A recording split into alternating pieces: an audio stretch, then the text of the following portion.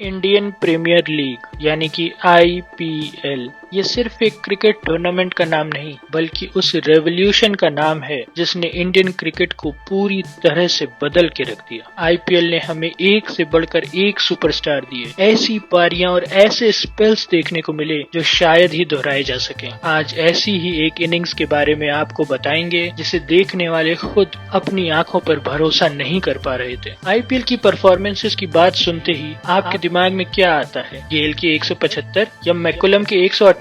पर आज इनकी बात नहीं होगी। आज बात होगी एक इंडियन प्लेयर की, आईपीएल में खेली गई पारी के बारे में। तो कौन होगा वो? केएल राहुल, शुभमन गिल, ऋषभ पंत या मुरली विजय? आइए आपको समय में थोड़ा पीछे ले चलते हैं। 30 मई 2014 मुंबई का वानखेड़े स्टेडियम, और किसी ऐसे वैसे मैच में नहीं, आईपीएल के क्वालिफायर 2 में जीतने वाली टीम फाइनल में जाएगी और हारने वाली टीम अगले साल फिर से कोशिश करेगी। ऐसी सिचुएशन में अगर आपकी टीम का मैच लीग के टेबल टॉपर से पड़ जाए तो थोड़ा डर तो लगता ही है, और वो डर तब और बढ़ जाता है जब उस टीम ने उसी साल के आईपीएल में आपकी टीम को 2 बार हराया हो। पर डर तब नाउम्मीदी में बदलने लगता है जब वो टीम आपके अगेंस्ट लगातार तीसरी बार 200 से ज्यादा रन बना दे और फिर आप चेस करने उतरे और दूसरी ही बॉल पे विकेट गिर जाए। जी हाँ, कुछ ऐसा ही हाल था चेन्नई सुपर किंग्स के फैंस का उस दिन। किंग्स 11 पंजाब ने पहले बैटिंग करते हुए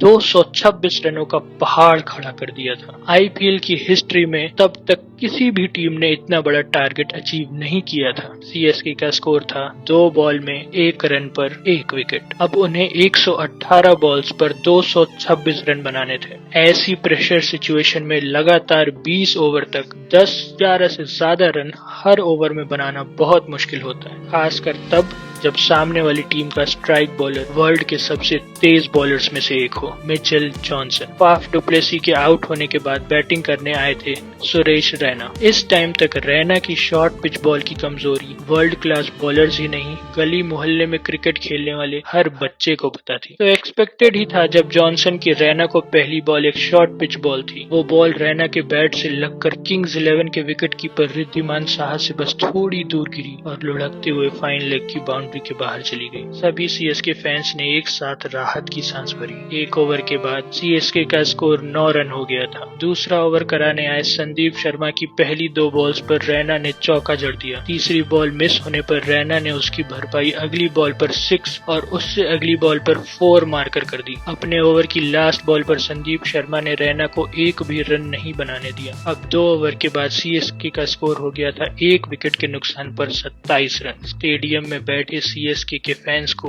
उम्मीद तो नहीं बंधी थी, पर खुशी जरूर मिलने लगी थी। तीसरा ओवर डालने आए परविंदर अवाना ने अच्छी बॉलिंग करते हुए पहली 3 बॉल्स में ड्वेन स्मिथ को केवल 1 रन ही लेने दिया, लेकिन अगली 2 गेंदों पर रैना ने उन्हें 2 चौके मार कर दिखा दिया कि वो अभी एक अलग जोन में मैच खेल रहे हैं। तीसरा ओवर खत्म होने पर सीएसके का स्कोर 36 रन हो गया था। स्टेडियम में सीएसके के चैंट्स गूंजने लगे थे। उनकी उम्मीद लौट आई थी। ऐसी सिचुएशन में किंग्स 11 के कैप्टन जॉर्ज बेली ने बॉल फिर से अपने स्ट्राइक बॉलर मिचेल जॉनसन को दी। जॉनसन की दूसरी बॉल पर 1 रन लेकर स्मिथ ने रैना को फिर से स्ट्राइक पर ला दिया। जॉनसन का बस एक ही काम था, सीएसके की इस उम्मीद को खत्म करना। जॉनसन ने लेंथ बॉल कराई और उसे रैना ने मिड विकेट की तरफ बाउंड्री के बाहर 4 रनों के लिए भेज दिया। जॉनसन की अगली बॉल पर मिड ऑन के ऊपर से 6 मारकर रैना ने जॉनसन को सोचने पर मजबूर कर दिया। अगली बॉल जॉनसन ने धीमी कराई जिसे खेलने में रैना चूक गए। नेक्स्ट बॉल शॉर्ट पिच थी जिसे अंपायर ने वाइड दिया। इसके साथ ही सीएसके के 50 रन पूरे हो गए। 4th ओवर के खत्म होने के पहले ही सीएसके ने अपने 50 रन पूरे कर लिए थे। जॉनसन ने फिर से शॉर्ट पिच गेंद डाली जिसे रैना ने स्क्वायर लेग के ऊपर 6 रनों के लिए खेल दिया। इस तरह किंग्स 11 के स्ट्राइक बॉलर के ओवर में 20 रन आए। अब चेन्नई के फैंस का डर कम हो चुका था। अब उनका स्कोर 4 ओवर के बाद 56 रन हो चुका था। पारी के 5वें ओवर में संदीप शर्मा की दूसरी बॉल को कवर के ऊपर से 6 के लिए भेजकर रैना ने अपनी 50 पूरी की। ये आईपीएल की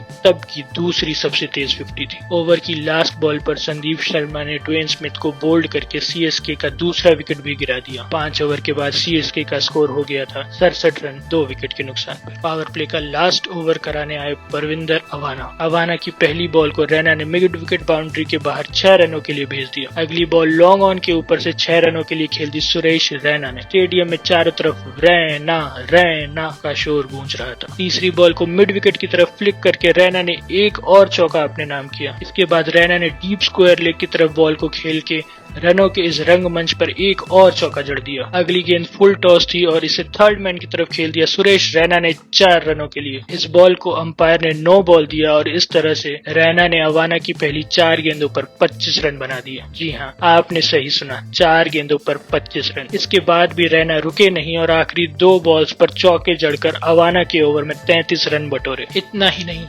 सीएसके के 100 रन भी पूरे हो गए पावर प्ले में ही, जिसमें से 87 रन रैना के थे, वो भी केवल 25 बॉल में। तब तक आईपीएल में किसी भी टीम ने पावर प्ले में 87 रन नहीं बनाए थे, जो उस दिन सुरेश रैना ने अकेले बना दिए थे। 6 ओवर के बाद सीएसके का स्कोर था 2 विकेट के नुकसान पर 100 रन। ऐसा लग रहा था कि जैसे सुरेश रैना को किसी ने ये बता के भेजा है कि टारगेट 227 का नहीं 327 का है। सीएसके के वो फैंस जो आधे घंटे पहले नाउम्मीदी लेकर बैठे थे, अब कॉन्फिडेंस से भरे अपनी सीट पर बड़ी मुश्किल से बैठ पा रहे थे। अब सीएसके को 127 रन चाहिए थे 84 बॉलों में। रिक्वायर्ड रन रेट पहली बार 10 के नीचे आ गया था, क्योंकि सुरेश रैना आईपीएल का कोई हाई प्रेशर मैच नहीं, वीडियो गेम खेल रहे थे। जिस तरह से वो हर बॉल को मार रहे थे, शायद उस दिन उनको आउट करना किसी भी बॉलर के बस की बात नहीं थी। पावर प्ले खत्म होने के बाद किंग्स 11 के कप्तान जॉर्ज बेली ने बॉल अपने स्पिनर करणवीर सिंह को थमाई। करणवीर की पहली बॉल को ब्रेंडन मैकुलम ने कवर्स की तरफ खेला और एक सिंगल चुराने की कोशिश की, पर इससे पहले कि रैना अपनी क्रीज में पहुंच पाते,